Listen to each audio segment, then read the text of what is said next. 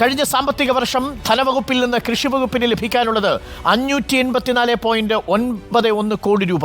കർഷകർക്കുള്ള സൗജന്യ വൈദ്യുതി പെൻഷൻ പദ്ധതി, നെല്ലുൽപാദന ബോണസ്, നെൽകൃഷി വികസനം, വിളനാശത്തിനുള്ള സഹായം തുടങ്ങിയ ഇനങ്ങളിൽ 2023-24 സാമ്പത്തിക വർഷം മാത്രം ഇത്രയും തുക കൃഷിവകുപ്പിന് ലഭിക്കാനുണ്ട്. സൗജന്യ വൈദ്യുതി ഇനത്തിൽ മാത്രം 189 കോടി രൂപ കുടിശ്ശികയുണ്ട്. ശ്രീജിത്ത് ചേരുന്നു കൂടുതൽ വിവരങ്ങളുമായി. ശ്രീജിത്ത്, വലിയ രീതിയിലുള്ള കുടിശ്ശിക ബാധ്യതയാണ് ഇപ്പോൾ കൃഷിവകുപ്പിന് മേലുള്ളത്. കൃഷിവകുപ്പിന് 584 കോടി രൂപയെന്ന് പറഞ്ഞാൽ പദ്ധതിയെ മൊത്തം അവതാളത്തിലാക്കുന്ന കുടിശ്ശികയാണ്. നമ്മൾ സാധാരണ കർഷകരുടെ പ്രശ്നം പരിഹരിക്കുമ്പോൾ കൃഷിവകുപ്പ് ആ കണക്കുകളൊന്നും പുറത്തുവിട്ടിരുന്നില്ല. ഇപ്പോൾ പുറത്തുവരുന്ന കണക്കുകൾ എത്രമാത്രം ഗുരുതരമാണ്?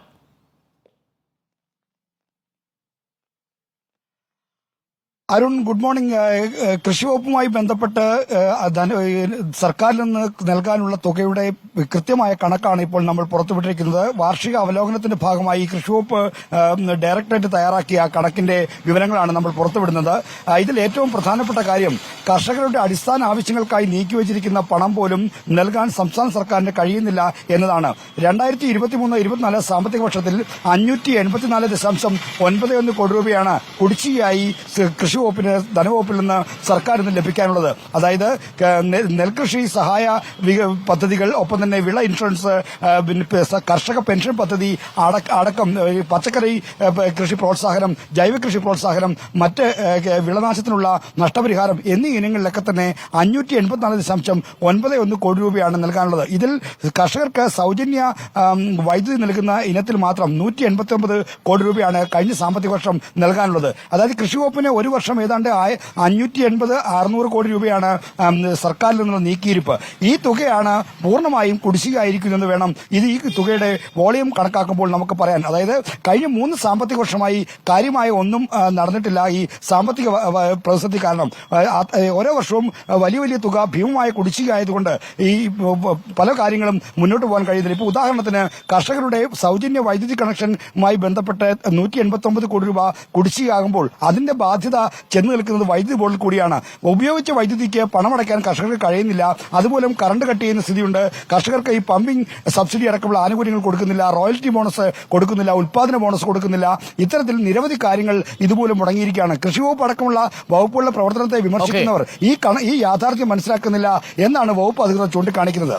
ഓക്കെ ശ്രീധർ, ഇനിയിപ്പോ ഈ CPയിൽ തന്നെ എക്സിക്യൂട്ടീവുകളിൽ ഈ CP വകുപ്പ് മന്ത്രിമാർ ഭരിക്കുന്ന വകുപ്പുകളിൽ ഭരണം മോശമാണ് എന്ന തരത്തിലുള്ള വിമർശനങ്ങളൊക്കെ ഉണ്ടായിരുന്നു. അതിൽ സപ്ലൈകോ മന്ത്രി പറയുന്നത് തങ്ങളുടെ കയ്യിൽ പണമില്ല. കൃഷി വകുപ്പ് മന്ത്രി P. പ്രസാദ് പറയുന്നത് തങ്ങളുടെ ഡിപ്പാർട്ട്മെന്റിലും പണമില്ല. 584 കോടി രൂപയൊക്കെ ഒരു വകുപ്പിന് കിട്ടിയില്ലെങ്കിൽ പിന്നെ ആ വകുപ്പ് അടച്ചുപൂട്ടി വീട്ടിൽ പോകുന്നതല്ലേ നല്ലത്? ഇതൊക്കെ ഇനിയിപ്പോൾ തുറന്നു പറയാനായിട്ട് ഈ മന്ത്രിമാർ പുറത്തിറങ്ങുമോ? അല്ലെങ്കിൽ അതൊക്കെ ഇനി പുറത്തേക്ക് വന്നു തുടങ്ങുമോ? കാര്യം ഞങ്ങൾ എന്ത് ചെയ്യണം? ഞങ്ങൾക്ക് പണമില്ലെങ്കിൽ ഞങ്ങൾ എങ്ങനെ കൊടുക്കും? ഞങ്ങൾ എങ്ങനെ ഭരിക്കും? 189 കോടി രൂപ വൈദ്യുതിയുടെ കാര്യത്തിലുണ്ട്. ഈ സ്വാഭാവികമായിട്ടും കർഷകരുടെ ഫീസ് വരും. ഞങ്ങൾ എന്ത് ചെയ്യണമെന്ന് നിസ്സഹായം നിൽക്കുകയാണോ മന്ത്രി?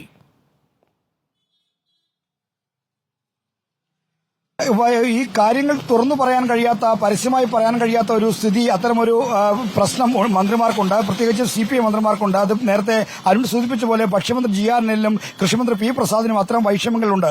മുന്നണിയുടെ പൊതുമര്യാദ പാലിച്ചുകൊണ്ടാണ് അവർ ഇക്കാര്യത്തിൽ മൗനം പാലിക്കുന്നത്. എന്നാൽ ഈ വിഷയങ്ങളിൽ ഇനിയും മുന്നണിയുടെയും ഭരണ നേതൃത്വത്തെ ശ്രദ്ധയിൽപ്പെടുത്താതെ കാര്യങ്ങൾ മുന്നോട്ട് പോകില്ല എന്നൊരു സ്ഥിതിയിലേക്ക് കൃഷി വകുപ്പ് മറ്റും എത്തിയിട്ടുണ്ട്. ഇതിൽ ഏറ്റവും പ്രധാനപ്പെട്ട പ്രശ്നം, ഒരു വർഷം ഞാൻ നേരത്തെ സൂചിപ്പിച്ച കൃഷി വകുപ്പിന് മറ്റും നീക്കിവെക്കുന്നത് 550-600 കോടി രൂപയാണ്. കഴിഞ്ഞ 3 വർഷമായി ചെലവാക്കിയത്. അങ്ങനെ ആകുമ്പോൾ നീക്കിവെച്ചത് 1500 കോടിയിൽ പരം രൂപയാണ്. ഈ 1500 കോടിയിലാണ് 584 കോടി രൂപ കൊടുക്കാനുള്ളത്, കുടിശ്ശികയുള്ളത്. അതായത് മൊത്തം പദ്ധതിക്കായി കൃഷി വകുപ്പിനായി നീക്കിവെച്ചിരിക്കുന്ന തുകയുടെ 1/3, അതായത് 1/3 ചെലവഴിക്കാതെ അല്ലെങ്കിൽ കുടിശ്ശികയായി കിടക്കുന്നുവെന്ന ഗുരുതരമായ സാമ്പത്തിക സാഹചര്യമാണ് ഇപ്പോഴുള്ളത്.